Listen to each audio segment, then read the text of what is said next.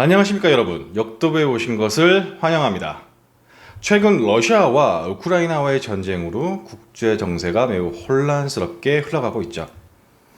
우크라이나의 예상 밖의 선방과 초반에 승기를 굳히고 키예프까지 순식간에 함락한 후에 국제 정세를 유리하게 끌고 가려고 했던 러시아의 계획이 어긋나게 되면서 엄청난 변화의 시기를 겪고 있습니다.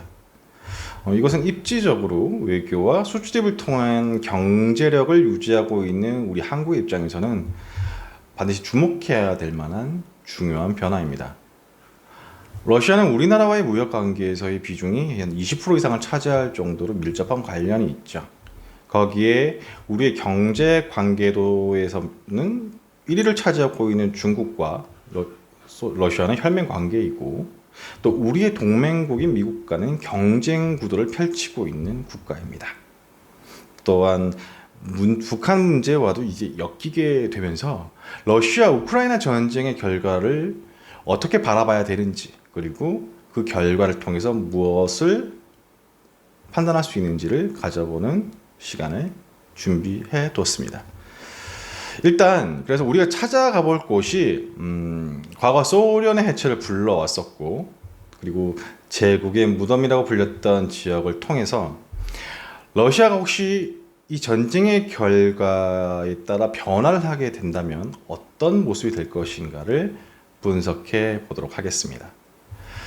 그리고 우리가 지금 그 가볼 지역의 부동산의 형태는 어떻게 변화되어 있을지, 그것도 하나의 재미거리로 봐주시면 감사하겠습니다. 바로 오늘의 방문 지역은 아프가니스탄입니다.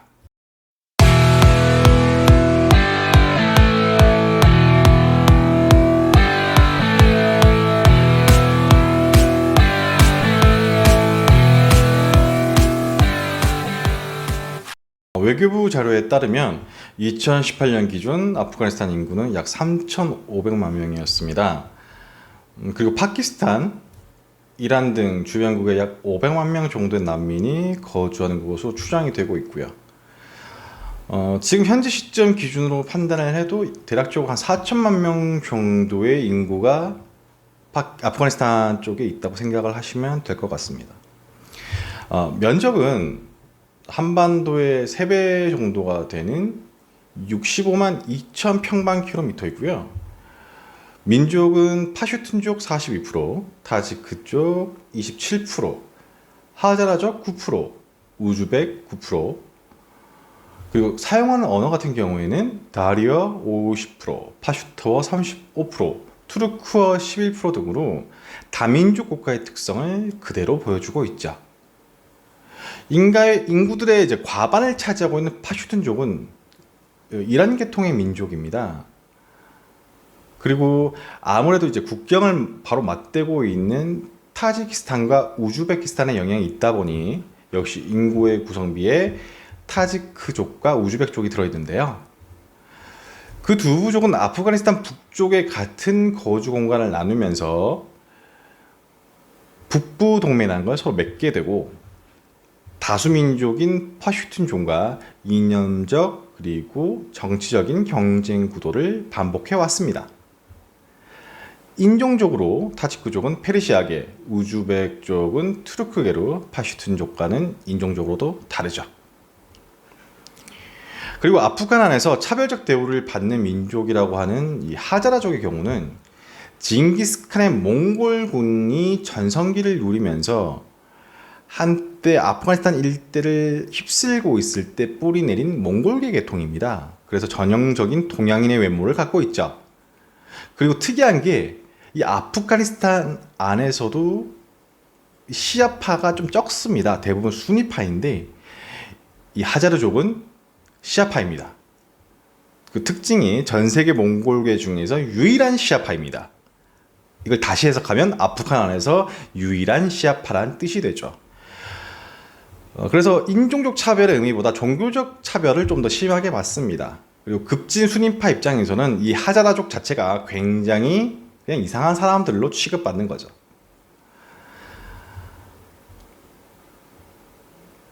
그리고 지금의 모습으로는 상상하기 어려울 수도 있지만 아프간은 동서양의 중간 지점에 위치하고 있었기 때문에 실크로드와 스파이스로드의 전성기 때 무역로로서 상당한 부를 누렸습니다. 반대로 그로 인해 이민족의 침입을 반복적으로 받게 되죠. 이것은 대륙의 중간에 위치한 교통로 역할을 하던 대부분의 국가의 공통적인 사항이었습니다. 이 부분은 우크라이나도 동일했었죠. 이민족의 침입이 많다는 것은 그로 인해 다양한 인종이 섞이게 되었다는 뜻이고, 다양한 인종이 있다라는 것은 지역별로 부족 간 분화가 아주 강하게 토착화되면서 살고 있다는 뜻도 됩니다. 이는 오늘날의 유럽 중간에 위치한 국가들의 대부분의 문제와도 일맥상통합니다. 예를 들면 인종적인 문제로 전쟁이 벌어졌던 코소보 사태, 작금에 벌어진 우크라이나와 러시아의 전쟁도 사실상은 이런 내용의 문제들과 연결되는 갈등의 근본적인 요소가 바로 이런 종족 간 분화에 대한 것들이죠.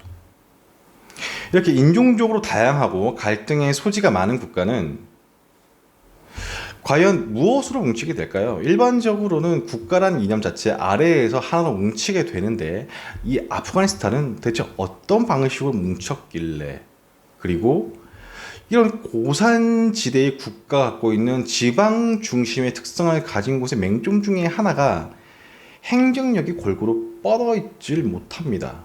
따라서 기초교육의 수준이 매우 낮은 특성이 있습니다. 대신 교육기관의 역할과 국가 간 정립을 대체할 수단이 예전부터 토착화되어 있던 공동체 모임에서 나타나게 되는데요.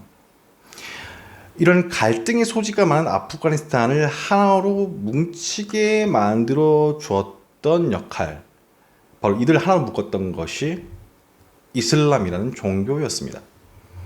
아까 말씀드렸다시피 아프간은 이슬람 안에서도 수니파가 80%를 차지합니다. 아무튼 아프간이라는 곳의 입지는 한편으로는 그만큼 중요한 위치였다고 할 수가 있습니다. 아시아의 강대국인 중국, 그리고 인도와도 국경을 맞대고 있고, 접경지역 국가만 해도 파키스탄을 비롯해서 5개의 국가에게 둘러싸여 있죠. 그래서 무역 통로의 역할만으로 교육을 통한 통과세를 받기만 했었어도 국가 운영에 아무 지장이 없을 정도로 그냥 엄청나게 부유할 때가 있었습니다. 지금도 아프간 내부의 그 흔적을 볼 수 있는 것들이 전성기 시절에 건설되었던 아름다운 모스크 사원들이 그대로 남아있기 때문에 확인할 수 있는 것들이거든요. 그랬던 아프가니스탄의 몰락은 강성해진 오스만 투르크, 지금의 터키입니다. 즉 오스만 제국이 거대해지면서 유럽과 실크로드로 이어지는 아프간의 길목을 막아버리면서부터였습니다. 유럽과 아시아의 교통로로서의 지위를 상실하게 되자 아프가니스탄의 한가운데를 가로지르는 험준한 힌두쿤시 산맥과 파미르 고원으로 인해 척박한 땅에서 살아야 되는 이 민족은 유목과 전체 국토의 10%밖에 안 되는 아주 적은 토지에 농사를 지으면서 근근히 살아가게 되었죠. 근데 문제는 그렇게 가난해진 그들을 향해서 동서양의 확장 세력들이 끊임없이 이들에게 상처를 남기게 되었던 전쟁의 시대였습니다. 입지는 오랜 세월이 흘러도 쉽게 변하지 않는다라는 말이 있죠. 인도를 점령하면서 식민지 시대를 이끌어가고 있던 영국이 부동항을 찾아서 계속해서 남하하고 있던 러시아를 견제하기 위해 원래는 아프가니스탄의 영토였던 지금의 파키스탄 지역까지를 국경으로 삼고 있던 원래의 아프가니스탄인들에게 아무런 언질이나 혹은 동의도 없이 흔히 듀란드 라인이라고 불리우는 자신들의 입맛에 맞는 국경선을 멋대로 그어버리면서 지금의 아프가니스탄의 민족적 분쟁의 불씨를 남기게 되었습니다. 영국의 역사학자 아놀드 토인비가 아프간을 문명사의 교차로라고 했었습니다. 9세기의 절반은 시리아의 알레포로, 나머지 절반은 아프가니스탄의 바그람으로 연결된다. 토인비의 이 문장에서 아프간이 유라시아의 기독교, 이슬람, 불교에 얼마나 지대한 영향을 끼쳤는지 알 수가 있죠. 베네딕트 앤더슨이 쓴 책 상상의 공동체를 보면 민족적 특성이 다양하고 의식 구조가 서로 종교가 다르다고 할지라도 공동체가 함께 자신들을 괴롭히는 식민지를 경도하고 있던 세력들, 잭들을 함께 몰아내는 경험을 하게 되면 이것이 국가의 이름으로 행위하고 결정한 것이 되기 때문에, 그리고 이 결정들이, 행위들이 반복이 됐을 때는 이 다민족도 하나의 민족과 같은 똑같은 의식을 갖게 된다고 얘기했었습니다. 그러나 여러분들이 잘 아시는 강대 국가의 수많은 전투와 항쟁들은 이 아프가니스탄에게는 사실상 대부분 어떤 의미가 있었느냐? 바로 종교, 이슬람의 교리를 지키고자 하는 목적으로 진행되었습니다. 앞서 말씀드렸던 대로 국가라는 개념이 성립하기 위해서는, 이것이 머릿속에 남기 위해서는 기초교육, 국가에 대한 교육이 필요한데 그런 기초교육이 행정력이 매우 약했다는 말씀 드렸었고요. 그리고 심지어 그 종교교리에 대한 해석이 다르다는 이유로 서로 협력을 하지 않는 경우도 다반사였습니다. 이슬람 내에 크게 수니파와 시아파로 나뉘긴 합니다만 사실 그 외에도 같은 수니파 시아파 안에서도 수많은 지파가 나뉘어지고 다시 그 안에서는 서로가 추종하고 있는 리더에 따라서 다시 분할을 하고, 그 분화되어 있는 세력끼리 서로를 견제하고 공격하는, 또 서로를 절대 인정하지 않으려고 하는 행위를 보여주는 것이 이슬람 종교의 특성 중에 하나였습니다. 그것이 중동, 특히 이슬람 세력들이 이스라엘이나 서방 세력과의 대결에서 절대 이길 수 없었던 이유이기도 하죠. 이런 갈등은 같은 이슬람끼리 연합할 바에는 차라리 기독교 세력과 연합을 하는 행위 등으로 좀 표출이 됩니다. 쉽게 말하면 남보다 못한 사촌지간이라고 할 수 있을 거예요. 이런 모습이 좀 궁금하시다면 조금 오래된 영화이긴 합니다만 아라비아의 로렌스를 보시면 좀 도움이 되실 겁니다. 내용 자체는 영국의 군인이었던 사람이 중동의 이슬람 세력 규합해서 나치에 대항하려고 했던 실화를 바탕으로 하는데, 바로 토마스 에드워드 로렌스의 일대기를 다룬 내용이죠. 그 영화를 보시다 보면 이슬람이 정말 진짜 이 정도라고? 이런 말이 절로 나오실 겁니다. 자, 다시 아프가니스탄 이야기로 돌아와서, 그럼 이 모래알 갖고 서로가 적대적이었던 아프간 내부의 인종과 종교, 이념의 갈등을 어떻게 이겨내고 영국과 러시아라는 강대국들 사이에서 그들의 승리를 쟁취할 수 있었을까요? 일단 아프가니스탄은 예전에는 왕정 국가였습니다. 비동맹 국가를 표방하며 자유진영과 공산진영 사이에서 실익, 그러니까 이득을 취하고 싶어 했죠. 당시 비동맹 국가의 수장이었던 이집트의 가말 압둘 나세르나, 지금은 해체되었지만 유고 연방의 티토처럼 그렇게 비동맹 세력의 리더가 되고 싶다는 꿈을 꾸었던 사람이 한 사람 있었습니다. 당시 자이리샤 국왕의 통치 시절의 사진들을 어렵지 않게 찾으실 수 있는데요. 당시 카불의 여성들이 미니스커트를 입고 다닌 장면들이나 얼마나 서구화되어 있는지를 보여주는 사진들이 꽤나 많이 있습니다. 물론 이런 사진들이 가짜는 아니지만 이런 서구화의 바람은 이렇게 사실 카불에서 벌어진 한정적인 이야기였습니다. 아프가니스탄 지방의 토착 세력들, 이슬람 지도자들에게는 이런 일은 정말 벼락을 맞을 일이었죠. 그리고 실제로도 반발이 매우 심했다고 합니다. 이슬람 문화권에서의 여성의 신체 노출은 있을 수 없는 일이거든요. 그때 당시 총리이자 자이리샤 국왕의 사촌 동생이었던 다우드 칸이 이런 구휘대를 일소하기 위해서는 더 적극적인 개혁이 필요하다고 진언을 올립니다. 자이르샤가 냉전 체제를 이용해 양 진영에서 이익을 얻고자 했다면 다우드 칸은 전형적인 친소련 성향, 그러니까 좌익 사상에 경도된 모습을 보이며 과격한 개혁 조치를 밀어붙이려고 했었죠. 그러다 1973년 친소 노선을 반대하던 샤 국왕을 몰아내기 위해서 다우드 칸은 할크라고 불리우는 공산주의 세력과 함께 군사 쿠데타로 이 왕정을 결국 붕괴시켜 버렸습니다. 이때부터 종족 간 정변과 이념 전쟁, 심지어 같은 종교 간에서도 지파 간 분쟁, 그리고 반정부 단체 간의 안에서도 서로를 향한 테러가 끊임없이 반복되게 되는 도화선이 됩니다. 탈레반에 대해서는 이번에 미군 철수와 함께 정권을 차지한 것 등을 통해서 워낙 언론에 많이 노출이 됐기 때문에 잘 아실 것이고요. 그 외에도 IS 호라산, 하카니 네트워크 등 이런 과격 단체들이 같은 테러 단체임에도 탈레반과 적대시하면서 서로가 서로에게 테러를 자행하고 있습니다.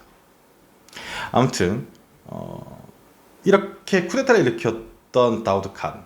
근데 어이가 없는 것은 이렇게 친소를 외치던 다우드 칸이 왕정을 몰아내고 아프가니스탄 공화국의 초대 대통령으로 권력을 잡자 제일 먼저 한 게 자국 내의 공산주의자들을 철저하게 탄압했다는 점입니다.